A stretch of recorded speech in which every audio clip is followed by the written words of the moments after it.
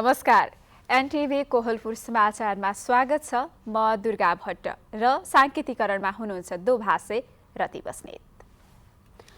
खेतीपातीका समयमा सधैँ जस्तै यसपटक पनि रासायनिक मलको हाहाकार भएको छ। नेपालमै रासायनिक मल कारखाना स्थापनाको बहस सुरु भएको पनि 40 वर्षभन्दा बढी भयो।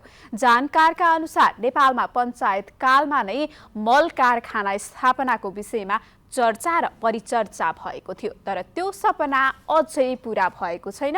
यो वर्ष अन्तर्राष्ट्रिय बजारमा रासायनिक मलको वृद्धि भएको दाबी पनि गरिएको छ। नेपालमा मनसुन सुरु भइसक्दा समेत किसानले मल पाएका छैनन्। आजको समाचारमा मल अभावले चुलिएको राजनीतिक विमर्श सहितका कृषि प्रसङ्गहरू रहनेछन्। तर सुरुमा प्रमुख समाचार। लामो समयदेखि आपूर्ति हुन नसकेको रासायनिक मलबारे प्रतिनिधि सभाको आजको बैठक केन्द्रित। तत्काल मल झिकाउन सरकारलाई अनुरोध। जुम्लामा संसारको सबैभन्दा अग्लो भूभागमा फल्ने मार्सी धान रोपाईको चटारो। उत्पादन कम भए पनि मार्सी धान कृषकहरूको रोजाइमा पर्दै। दाङको राप्ती नदीबाट नदीजन्य वस्तुको उत्खनन रोकिएन। नदीको तीव्र दोहन भएपछि समुदाय स्तरबाट विरोध सुरु। आर्थिक सङ्कटको सामना गरिरहेको श्रीलङ्काले रुससँग इन्धन किन्न सक्ने सङ्केत। आउँदो 2 वर्ष गम्भीर खाद्यान्न अभाव हुने सम्भावना। र आइसिसी महिला T20 च्याम्पियनसिपका लागि राष्ट्रिय टिमको घोषणा। च्याम्पियनसिप यही जुन 17बाट मलेसियामा सुरु हुने। समाचार अब विस्तारमा। खेतीपातीको मौसम सुरु भएको बेलामा समेत मल नपाएपछि किसान मात्रै होइनन्, राजनीतिक दल र सांसदलाई समेत मलको चिन्ताले छोएको छ। प्रतिनिधि सभाको आजको बैठक समेत त्यसैमा केन्द्रित भयो। प्रतिनिधि सभाका सभामुख अग्निप्रसाद सापकोटाले हिजो मात्रै सरकारलाई विशेष निर्देशन दिँदै तत्काल किसानलाई रासायनिक मल उपलब्ध गराउन आग्रह गर्नुभएको छ। नेकपा एमालेका सांसद विशाल भट्टराईले प्रतिनिधि सभा नियमावली 2075 को नियम 78 बमोजिम अत्यन्त जरुरी सार्वजनिक महत्त्वको प्रस्तावमाथि छलफल गर्न बैठकको कार्यक्रम स्थगित गरियोस् भन्ने प्रस्ताव प्रस्तुत गर्नुभएको थियो। प्रतिनिधि सभाको बैठकमा शून्य समय विशेष समयमा समेत यस विषयले प्राथमिकता पाएको हो। रासायनिक मलको विषय सरकारको विषय मात्रै नभई सबै नागरिकको विषय भएको तथ्य पेश गर्दै नेपाली कांग्रेसका सांसद पुष्पा भुसालले सरकारले आगामी आर्थिक वर्षको बजेटमा कृषि क्षेत्रलाई विशेष प्राथमिकतामा राखेको बताउनुभयो। सांसद भुसालले देशभित्र रासायनिक मल कारखाना स्थापनाका लागि पहल गर्नुपर्नेमा जोड दिनुभयो। सांसद पदम गिरीले रासायनिक मल नपाउने अवस्थाको तत्काल अन्त्य गर्न सरकारको ध्यानाकर्षण गराउनुभयो। सांसद रामकुमारी चौधरीले अघिल्लो सरकारमा 4 पटक कृषि मन्त्री परिवर्तन भएको तथ्य पेश गर्नुभयो। सरकारले कृषि सामग्री कम्पनी लिमिटेड र साल ट्रेडिङ कर्पोरेसन मार्फत रासायनिक मल आयात गरिरहेको छ। विशेष गरी ठेकेदारको बदमाशीका कारण सरकार सधैँ समस्यामा पर्दै आएको छ।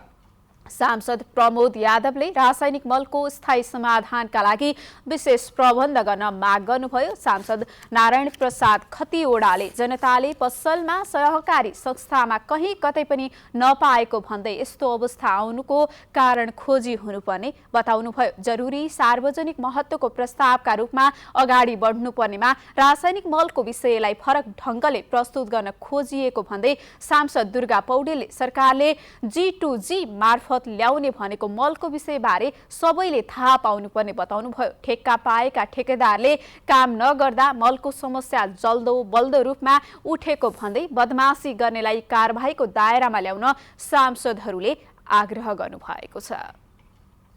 वर्षेनी धान रोप्ने बेलामा रासायनिक मलको अभाव हुन्छ। किसानहरू सधैँ समस्यामा पर्छन्। यो रासायनिक मलको अभाव दीर्घकालीन रूपमा समाधान गर्न के गर्नु पर्ला भनेर आज हामीले कपिलवस्तुका केही नागरिकलाई सोधेका छौं। हेरौं आजको आवाजमा।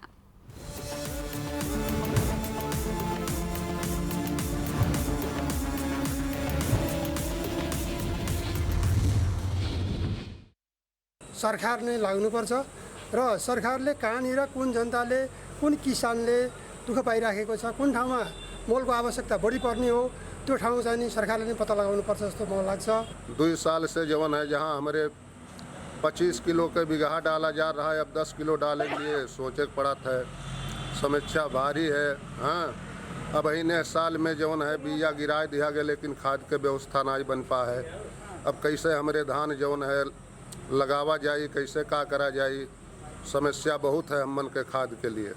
चोरी लुका से जहाँ 2400 रुपया बोरा मिले के आजकल 3200-3300 रुपया बोरा ले आके हमारे खाद डाला जाता है, तब वो भी नहीं पावा जाता है। ये हमन के नेपाल सरकार के बहुत बड़ा कमजोरी है। किसान का हितहरूको लागि स्थानीय तह, प्रदेश सरकार र सङ्घीय सरकार यदि समयमा ध्यान पुर्याएको भए अहिले मलको अभाव हुने थिएन।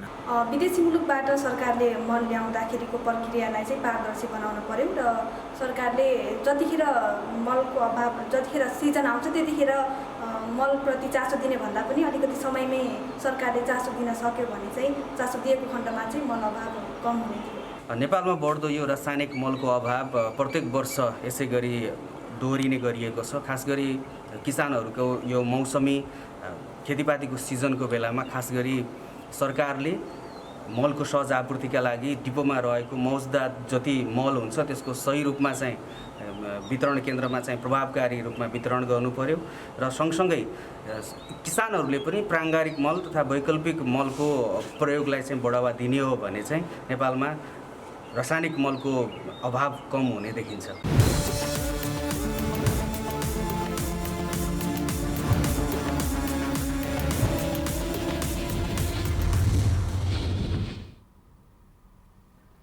जुम्लामा संसारको सबैभन्दा अग्लो भूभागमा फल्ने मार्सी धान रोपाईको यति बेला चटारो छ। जुम्ली संस्कृतिको एक सुन्दर पक्ष मानिने मार्सी धानले हिमाली फाट नै भरिन्छ।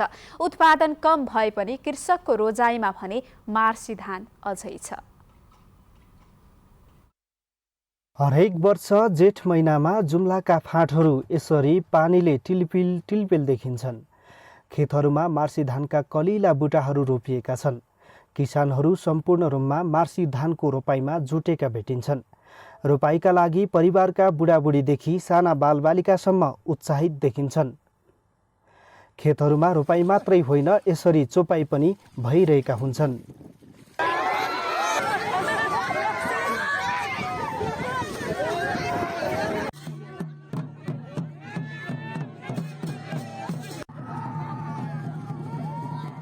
चोपाई मार्फत आफ्ना देवी देवताहरूलाई खुसी बनाएपछि बालीनाली सप्रिने जनविश्वास समेत रहँदै आएको छ। पहिलाको रीतिरिवाज हाम्रो यस्तै हो।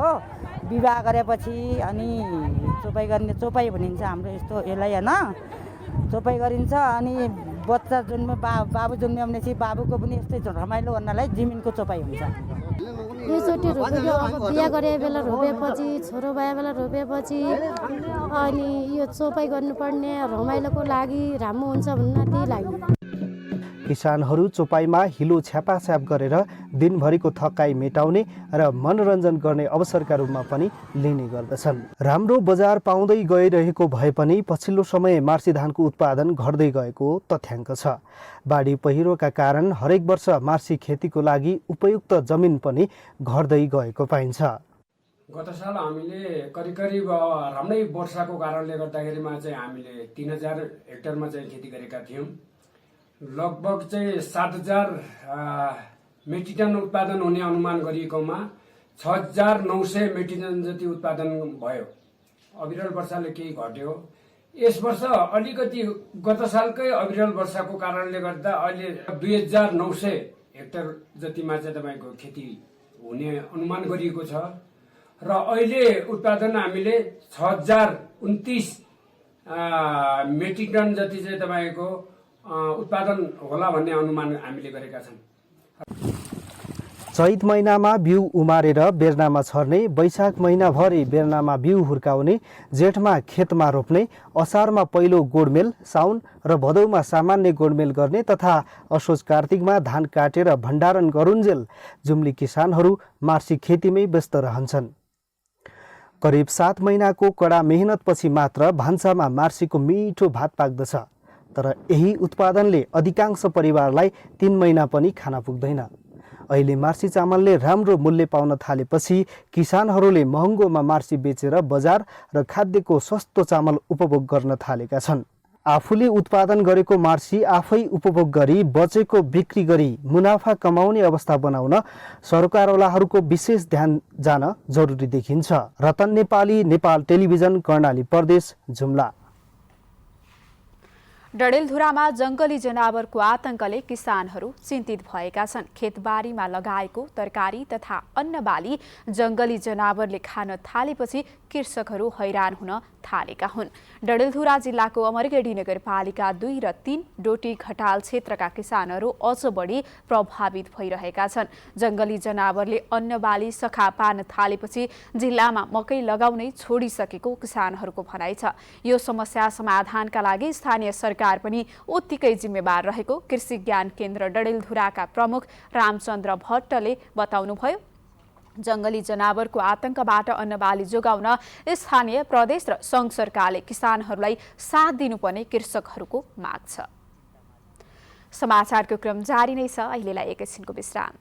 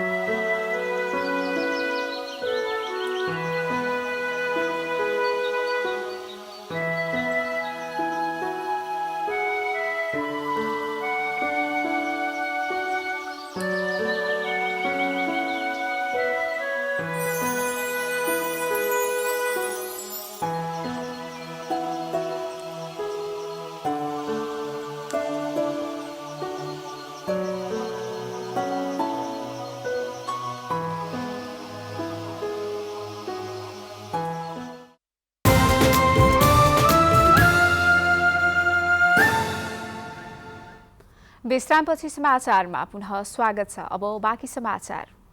दाङमा केही वर्षदेखि सुरु भएको अभियानमुखी वृक्षारोपण यस वर्ष पनि सञ्चालन हुने भएको छ। डिभिजन वन कार्यालयले 4 लाख भन्दा बढी बिरुवा यस वर्ष रोप्ने गरी उत्पादन गरेको जनाएको छ। डिभिजन वन कार्यालय दाङले यस वर्ष विभिन्न प्रजातिका करिब 4,40,000 बिरुवा उत्पादन गरेको छ। यीमध्ये 1,50,000 भन्दा बढी 1 वर्ष उमेर पुगेका बिरुवा हुन्। यी बिरुवा 78.5 हेक्टर खाली जमिनमा रोप्ने लक्ष्य डिभिजन वन कार्यालय दाङले राखेको छ। वन कार्यालय बाहेक अन्य सरकारवालाहरूले पनि थप जमिनमा बिरुवा रोप्ने वन कार्यालयको अनुमान छ। डिभिजन वन कार्यालयले वनजन्य, जडीबुटी र हरियाली कायम गर्ने कार्यक्रम अन्तर्गत बहुवर्षे बिरुवा 1,50,000 सहित विभिन्न प्रजातिका 4,40,000 बिरुवा, 25 हेक्टर नदी विकास क्षेत्र, 20 हेक्टर सामुदायिक तथा सार्वजनिक क्षेत्र र 34 हेक्टरमा जडीबुटी प्रजातिका बिरुवा रोप्ने डिभिजन वन अधिकृत मोहन प्रसाद श्रेष्ठ बताउनुहुन्छ। यो वर्ष हामीले चाहिँ यो जडीबुटी र वन प्रजाति गरेर झन्डै 78.5 हेक्टर वृक्षारोपण चाहिँ हामीले चाहिँ योजना गरेका छौँ। र खास गरी हामीले चाहिँ यो जडीबुटीको सन्दर्भमा कुरा गर्दाखेरि हाम्रो सामुदायिक सार्वजनिक त्यस्ता जग्गाहरू जहाँ चाहिँ जडीबुटी हुन सक्छ त्यस्तो ठाउँमा चाहिँ 2.5 हेक्टरमा चाहिँ हामीले जडीबुटीको वृक्षारोपण गर्ने योजना बनाएका छौँ। त्यस्तै गरिकन हाम्रो पकेट क्षेत्रमा एक जडीबुटी पकेट क्षेत्रको लागि 20 हेक्टरमा चाहिँ हामीले टिमुर, मलायागिरी र चाहिँ तेजपातलाई चाहिँ खेतीको रूपमा चाहिँ विकास गर्ने, प्रवर्धन गर्ने भन्ने हिसाबले चाहिँ योजना छ। नदी विकास भनेको अघिल्ला वर्षदेखि रोपिँदै आएको बबई नदीको खाली क्षेत्र अन्तर्गतका विभिन्न ठाउँ हुन् भने जडीबुटी प्रजातिका बिरुवा बङ्गलाचुली गाउँपालिकाका सबै वडा, होराई र तुलसीपुर उपमहानगरपालिकाको उत्तरी क्षेत्र, धङ्गीशरण र शान्तिनगर गाउँपालिकामा रोपिनेछ। सन्तोष सुवेदी, नेपाल टेलिभिजन, लुम्बिनी प्रदेश, दाङ। दाङको राप्ती नदीबाट नदीजन्य वस्तुको मनोमानी ढङ्गले उत्खनन भइरहेको छ। चुरे क्षेत्रभित्र पनि राप्ती नदीमा मेसिनरी औजारको प्रयोग गरेर उत्खनन तीव्र भएपछि समुदाय स्तरबाट विरोध सुरु भएको हो। लम्है नगरपालिका वडा नम्बर 6, 8 र 9 का विभिन्न घाटमा नदीजन्य वस्तुको उत्खननका लागि स्काभेटर तथा जेसीबी प्रयोग गरिएको छ। लम्है नगर कार्यपालिकाको बैठकबाट जेठ 26 गतेदेखि 31 गतेसम्म बिहान 7 बजेदेखि बेलुका 6 बजे किलोसम्म उत्खननको लागि अनुमति दिइएको पाइएको छ। सुरक्षा निकाय तथा प्रशासनको संरक्षणमा नदीमा दोहन हुने गरेको आरोप लाग्ने गरेको छ। नदीजन्य पदार्थको उत्खनन र व्यवस्थापनको विषय जटिल बन्दै गएको देखिन्छ। हरेक वर्ष नदीमा डोजर र टिप्पर दौडिने, समुदायबाट विरोध हुने, प्रहरी प्रशासनबाट नियमनका लागि चासो नदिने, स्थानीय तहले राजस्व सङ्कलनको बहानामा मेसिनरी औजार प्रयोग गर्न दिने जस्ता विषय दोहोरिँदै गएका छन्। पूर्वाधार विकासका लागि नदीजन्य वस्तु आवश्यक पर्ने भए पनि त्यसको सङ्कलन र उत्खनन व्यवस्थित नहुँदा समस्या बढ्दै गएको हो। रूपन्देहीको बुटवलमा खानेपानी समस्याका बारेमा जानकारी लिन जनप्रतिनिधिले स्थलगत अवलोकन गरेका छन्। पानीको स्रोत पहिचानका साथै शुद्ध पानीको पहुँच पुर्याउनका लागि जनप्रतिनिधिले बुटवल स्थित मुहानको स्थलगत अवलोकन गरेका हुन्। बुटवलमा वितरण भएको पानीमध्ये 60% पानी तिनाउ नदीको चिडिया खोलाबाट पम्पले तानेर वितरण हुने गर्दछ। सोही स्थानको अवलोकन पश्चात नगर प्रमुख खेलराज पाण्डेले बुटवलमा शुद्ध र पर्याप्त पानी वितरणका लागि बुटवल उपमहानगरपालिका, खानेपानी संस्थानका साथसाथै प्रदेश र संघीय सरकारसँग समेत समन्वय गरिने बताउनुभयो। खानेपानी संस्थान बुटवलका सब इन्जिनियर विजय श्रेष्ठका अनुसार बुटवलमा दैनिक 3 करोड 32 लाख लिटर पानीको माग रहेको छ। अहिले पानीको वितरण 2 करोड 40 लाख लिटर मात्रै छ। हाल संस्थानले 60% पानी तिनौ खोलाबाट पम्पले तानेर वितरण गरिरहेको छ। कर्णाली प्रदेशको राजधानी सुर्खेतमा पेट्रोलियम पदार्थको अभाव भएको छ। 2 दिन यता पेट्रोल पम्पले पेट्रोलियम पदार्थ वितरण नगर्दा उपभोक्ता मारमा परेका छन्। दैनिक 30,000 देखि 35,000 लिटरसम्म पेट्रोल र 80,000 देखि 1 लाख लिटरसम्म डिजेल खपत हुँदै आएको सुर्खेतमा 2 दिन यता अधिकांश पेट्रोल पम्पले तेल वितरण गर्न सकेका छैनन्। अत्यावश्यक सवारी साधन एम्बुलेन्सले समेत आवश्यक इन्धन नपाएको बताएका छन्। पेट्रोल तथा डिजेलको आपूर्ति शनिबार नेपालमा सार्वजनिक बिदा, आइतबार भारतमा बिदा हुँदा प्रभावित बनेको आयल निगम कर्णाली प्रदेश कार्यालयका सूचना अधिकारी ज्ञानेन्द्र शाहीले जानकारी दिनुभयो। उहाँका अनुसार नेपालगञ्ज नाकामा पेट्रोलियम पदार्थ बोकेका ट्याङ्करलाई भन्सार पास नभएको कारण सुर्खेतमा समस्या भएको बताउनुभयो। हाल सुर्खेतमा नेपाल आयल निगमको आफ्नै पेट्रोलियम पदार्थ भण्डारण गर्ने डिपो नहुँदा निजी पेट्रोल पम्पको भर पर्नुपर्ने बाध्यता छ। समाचारको क्रम जारी नै छ, एकैछिनको विश्राम।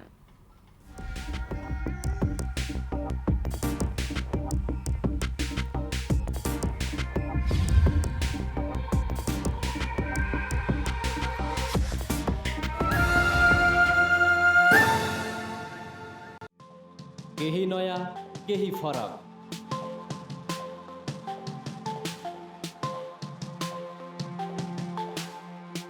राष्ट्रिय सञ्चारको मेरुदण्ड नेपाल टेलिभिजनको प्रादेशिक च्यानल एनटिभी कोहलपुर, पश्चिम नेपालको लुम्बिनी, कर्णाली र सुदूर पश्चिमको एकमुष्ट आवाज, सत्य समाचार, तटस्थ विचार, कार्यक्रममा मौलिकता, समावेशिता र विकासमा विस्तार। डिजिटल दुनियाँमा तपाईको विचार र भावनालाई संसारसँग जोड्दै एनटिभी कोहलपुर, सूचना, शिक्षा र मनोरञ्जनको यो यात्रा हो समृद्धिको।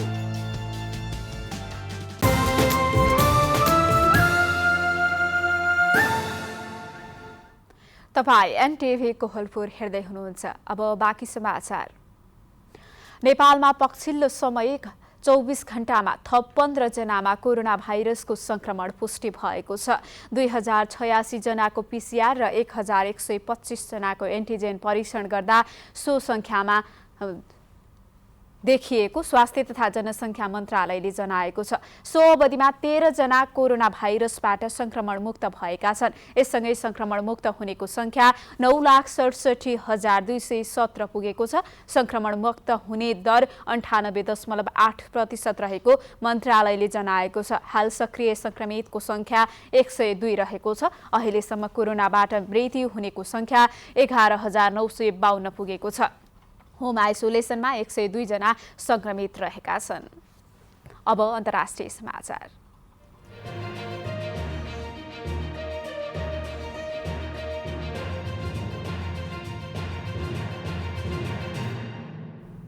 चरम आर्थिक सङ्कटको सामना गरिरहेको श्रीलङ्काले रुससँग इन्धन किन्न आफू बाध्य हुन सक्ने बताएको छ।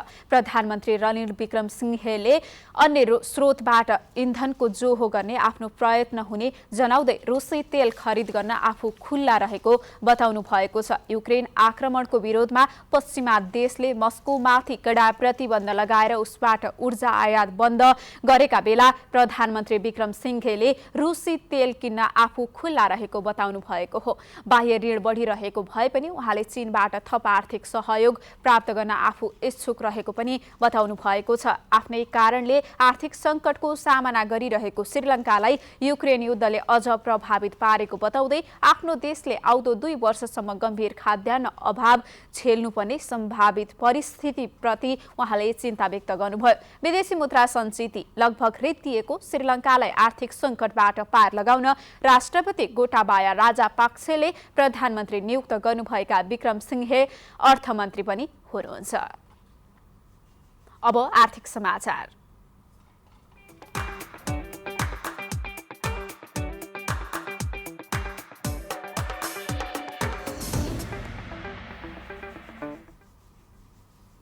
पछिल्लो समय ओह्रालो लागिरहेको शेयर बजार आज पनि दोहोरो अङ्कले घटेको छ। शेयर बजार परिसूचक नेप्से आज 15.82 अङ्कले घटेर 2032.34 बिन्दुमा झरेको छ। सबै समूहको शेयर ओह्रालो लागेको दिन कारोबार रकम पनि घटेको छ। 230 वटा कम्पनीको 29,20,000 किता शेयर 99 करोड 86 लाख रुपैयाँमा कारोबार भएको छ। सबैभन्दा धेरै सानीमा बैंकको 9 करोड रुपैयाँको शेयर किनबेच भयो। आज मानुषी लघुवित्त, बुद्धभूमि हाइड्रो र ओरिएन्टल होटलको शेयर 5% भन्दा धेरैले घटेको छ।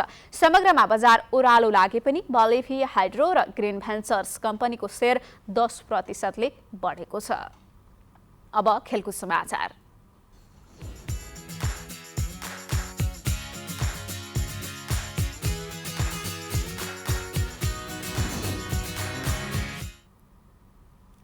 नेपाल क्रिकेट संघ क्यानले मलेसियामा आयोजना हुने एसएससी महिला टी20 च्याम्पियनसिपका लागि राष्ट्रिय टिमको घोषणा गरेको छ। क्यानले रुबिनाको कप्तानीमा 15 सदस्यीय महिला टिमको घोषणा गरेको हो। प्रारम्भिक टोलीमा रहेका 19 खेलाडीबाट नेपालले अन्तिम टोलीको घोषणा गरेको हो। नेपालले घोषणा गरेको टोलीमा मनिषा उपाध्याय पहिलो पटक राष्ट्रिय टिममा अटाएकी छन्। च्याम्पियनसिप यही जुन 17बाट सुरु हुनेछ। च्याम्पियनसिपमा नेपाल समूह बीमा रहेको छ। नेपालको समूहमा हङकङ, कुवेत, भुटान र बहराइन रहेका छन्। यस्तै समूह एमा मलेसिया, युएई, ओमान, कतार र सिङ्गापुर रहेका छन्। नेपालले भुटानसँग खेल्दै च्याम्पियनसिपको सुरुवात गर्नेछ। खेल जुन 17मा हुनेछ। यस्तै नेपालले दोस्रो खेलमा जुन 18मा कुवेतसँग, जुन 20मा बहराइन र जुन 21मा हङकङसँग खेल्नेछ। समूह चरणको खेलपछि शीर्ष 2 टोलीले सेमी फाइनलमा स्थान बनाउनेछन्। च्याम्पियनसिपको फाइनल पुग्ने 2 टोलीले महिला टी20 एसिया कप क्रिकेटमा छनौट हुनेछ। अब मौसम।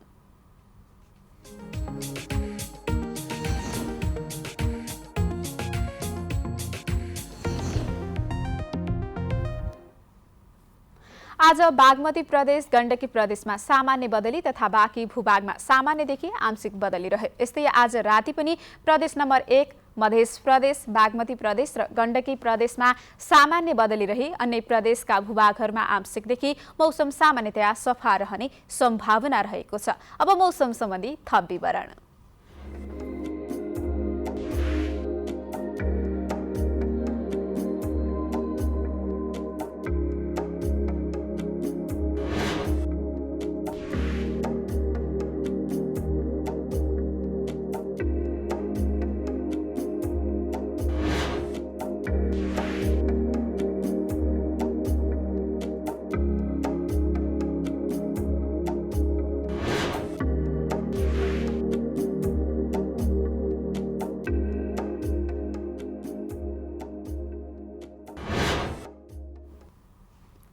समाचारको अन्त्यमा प्रमुख समाचार पुनः एकपटक। लामो समयदेखि आपूर्ति हुन नसकेको रासायनिक मलबारे प्रतिनिधि सभाको आजको बैठक केन्द्रित, तत्काल मल झिकाउन सरकारलाई अनुरोध। जुम्लामा संसारको सबैभन्दा अग्लो भूभागमा फल्ने मार्सी धान रोपाईको चटारो, उत्पादन कम भए पनि मार्सी धान कृषकको रोजाइमा पर्दै। दाङको राप्ती नदीबाट नदीजन्य वस्तुको उत्खनन रोकिएन। नदीको तीव्र दोहन भएपछि समुदाय स्तरबाट विरोध सुरु। आर्थिक सङ्कटको सामना गरिरहेको श्रीलङ्काले रुससँग इन्धन किन्न सक्ने सङ्केत। आउँदो 2 वर्ष गम्भीर खाद्यान्न अभाव हुने सम्भावना। र आइसिसी महिला T20 च्याम्पियनसिपका लागि राष्ट्रिय टिमको घोषणा। च्याम्पियनसिप यही जुन 17बाट मलेसियामा हुने।